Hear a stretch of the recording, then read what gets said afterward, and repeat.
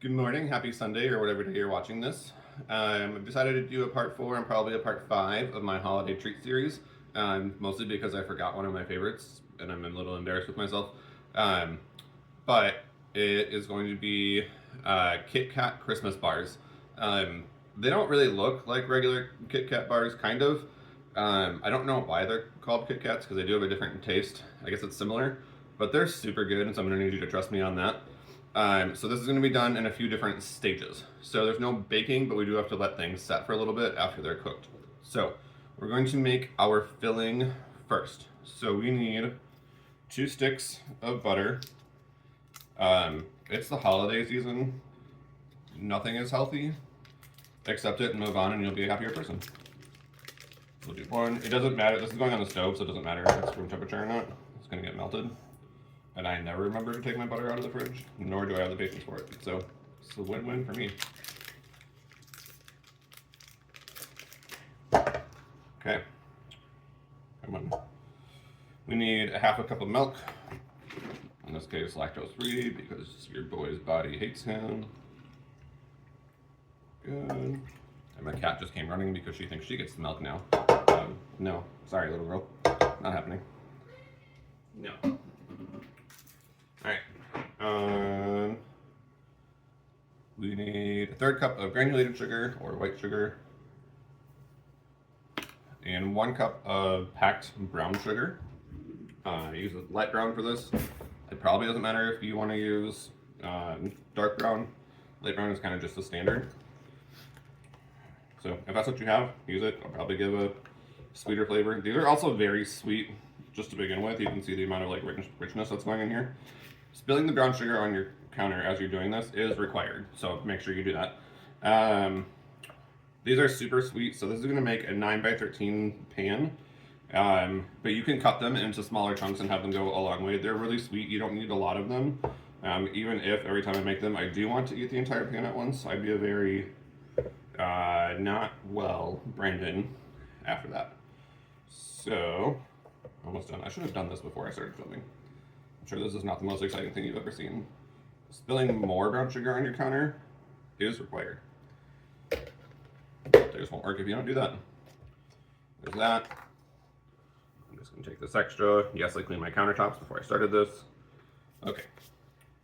That goes in there, and then we're going to do 2 cups of crushed graham crackers. So I pulsed these in my food processor, which was a lot easier than allowing for the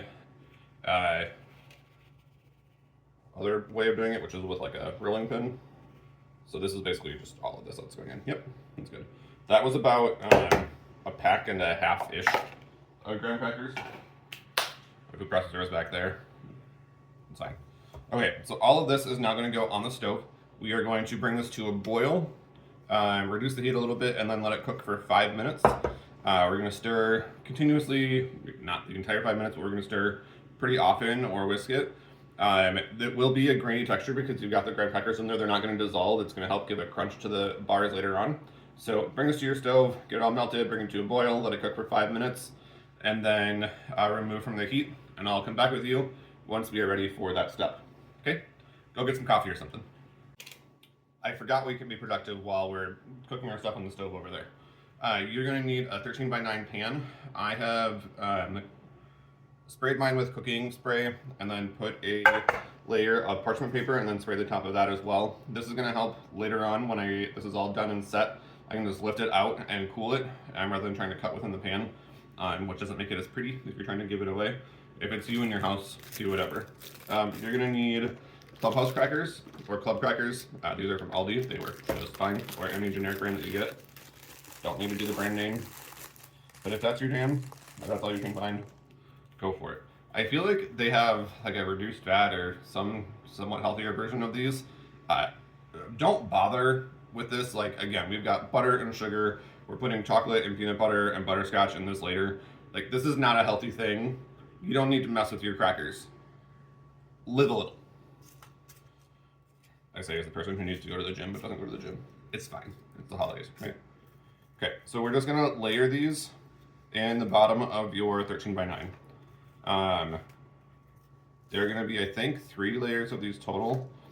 And it's not quite a full box if I remember right. I haven't made these since about last Christmas. But they'll do it in there. They're not going to be completely straight. Neither am I. It's fine. We will get these in here and all layered. In the meantime, check on your mixture. Mine is melting. And you may need to break your crackers up a little bit in order to get them to fit correctly. It's fine. It's all going to stick together with the glue or the filling that we have on the counter, so they don't need to be perfect. If someone's going to judge you based on how these might look, if they're going to like pull out a little piece and see if every layer lines up correctly, maybe they're not the people you need to be giving these to. Maybe you don't need them in your life. How's that for a Sunday morning? All right, I'm gonna continue working on this and boil my stuff, and then we'll actually be back for what I said was gonna happen. Cool? All right, bye. 5 minutes has elapsed. Welcome back. You made it. I'm proud of you. Okay, so I've got my layer of cold crackers in the bottom of my 13 by 9. In my sauce pot is my goopy goodness. See? It's delicious. This next step, or like this part of the video, is probably not one that you should have small children who don't know the words "don't touch" or "be careful" help out with, because this is hot boiling sugar. It's not boiling anymore, but it's very hot sugar. And if they touch this, which you need to layer on a layer next, sugar sticks to you and can burn worse than a regular burn.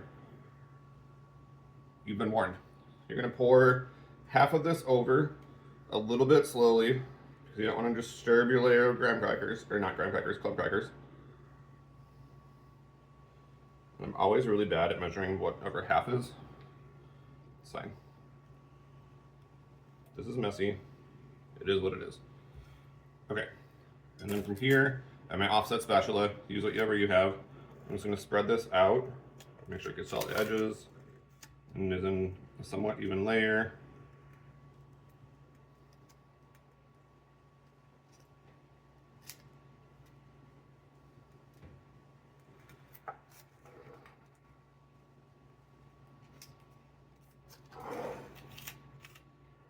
Okay, almost there.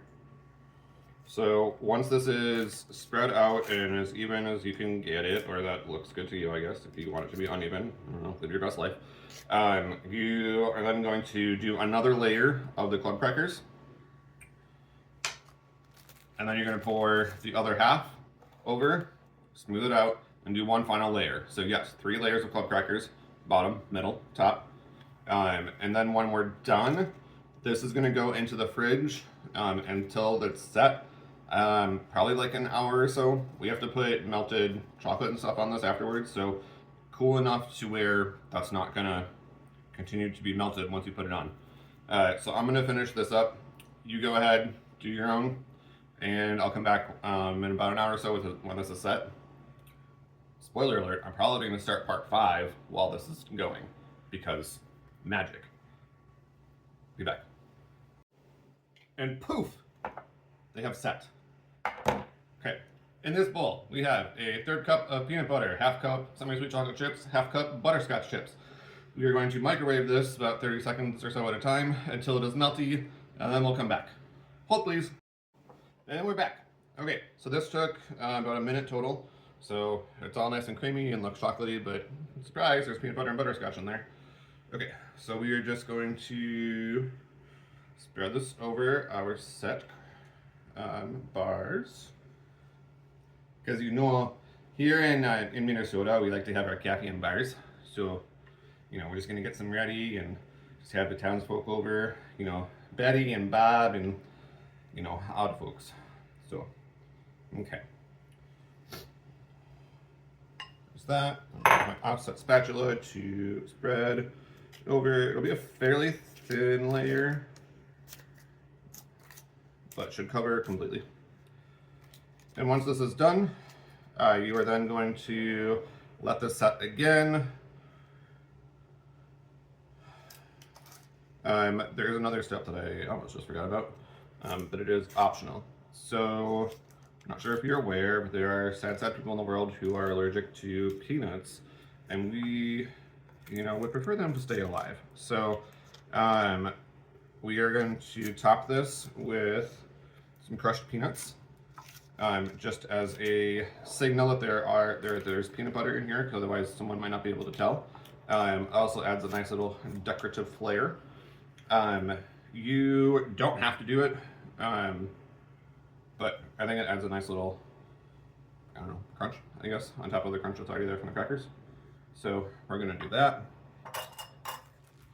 I have some of this little baggie here. Again, if you don't have any peanuts or anything to do this, it's fine.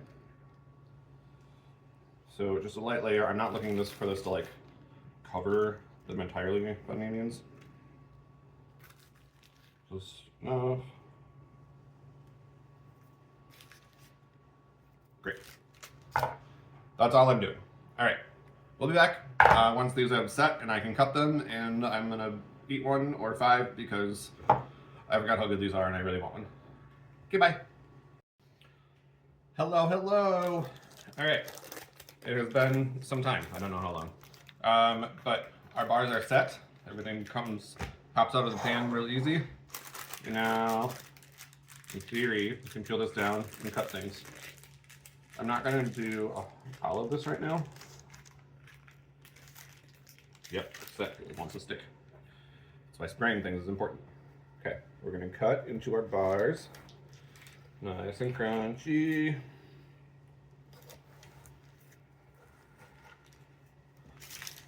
This way. Trying to get like one that'll be good and pretty to show you, because I know that you care about perfection.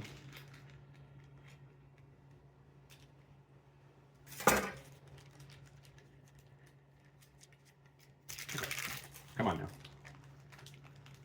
Well, close enough. All right. So this is what they look like when they're done. So you got nice layers.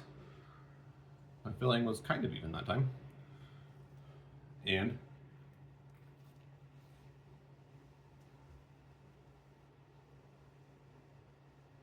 it's so satisfying. It's crunchy and creamy and sugary and everything that candy should be. So, highly recommend these. Of all the things that I've made so far in this series, this probably wins. I don't make them as much because they are just basically pure sugar, but they're so good. Make these. Have a good day. We'll see you for part 5. Bye.